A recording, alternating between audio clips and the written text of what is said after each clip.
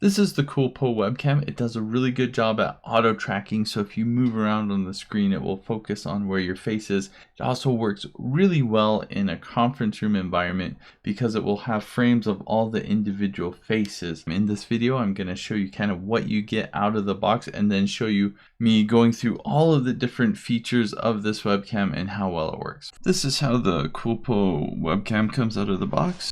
So you do get the webcam, and then you get this USB-C cable. This webcam, you can probably see in my hands, this is bigger than your average webcam. It's also a little bit heavier. It's got some heft to it, which I'm hoping is a good thing. Let's go ahead and take these covers off. If you compare it to the Logitech Brio, you can see here it is bigger, but it has a kind of similar design.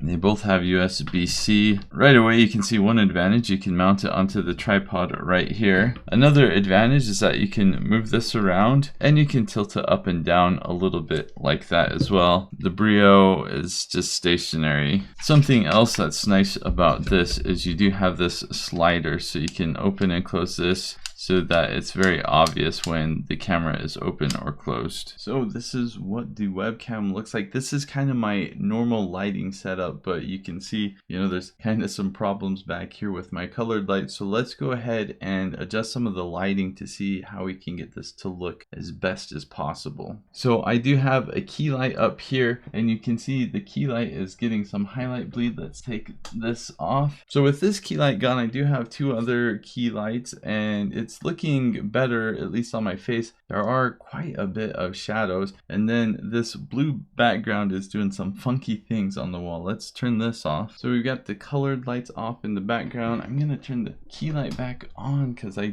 do need that light. Now if I'm up close, I get some highlight bleed. If I'm back far away, it's not as bad. Let's check out the autofocus on this. So trying to look at the manual, it looks like it's not focusing up this close. If I bring it back, this is probably about 8 or 9 inches, and it seems like it's focusing just okay. We'll go ahead and turn on the auto zoom. So here we are zooming in. This actually works pretty well for auto zoom. Now I don't see a way with the software to manually zoom, so this is about as good as I get. If I want to go in on my face, my best option is to turn off auto zoom and go up to a 60-degree field of view, and here's as zoomed in as I can get. I am about, let's see, 2.5 feet away from the camera like this, so it is very wide angle. Okay, right now I am using this mic. I'm going to turn this off and then switch to the webcam mic. Now all the audio you hear is coming from the COOLPO webcam itself. This is what it sounds like. I'm not going to really comment on what I think it sounds like. I'm just going to talk and let you decide for yourself if you think the audio quality is good or not. Let's go ahead and try a noise cancellation test. I'm going to turn on my electric razor right now.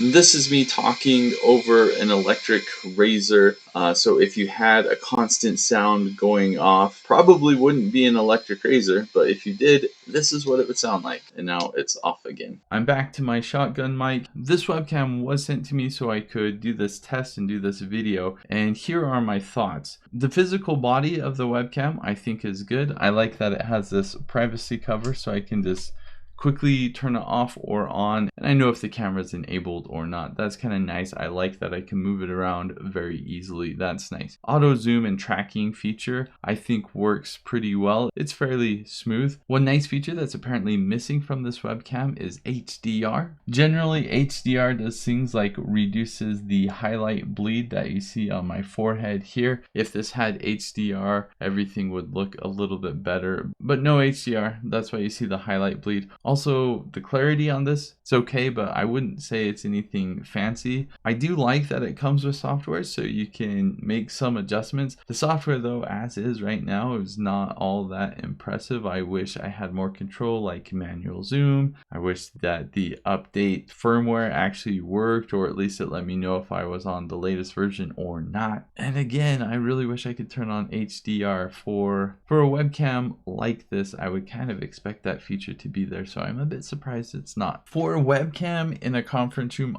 I think this is really good. I really like how it has a mode where it can put all of the faces into individual squares on the screen, so you can kind of see everyone who's in the conference call, but you can still see the full room and everyone together. I think that's really nice. As just a webcam for an individual, I don't think I would really recommend it for that. That's not really its forte. I think the most lacking thing with this is just that it doesn't have HDR. So if you have a key light or a strong light focused on your face, you can see some of that highlight bleeding that I showed earlier. But in a conference room setting where people are further back, it works really well. Really cool webcam.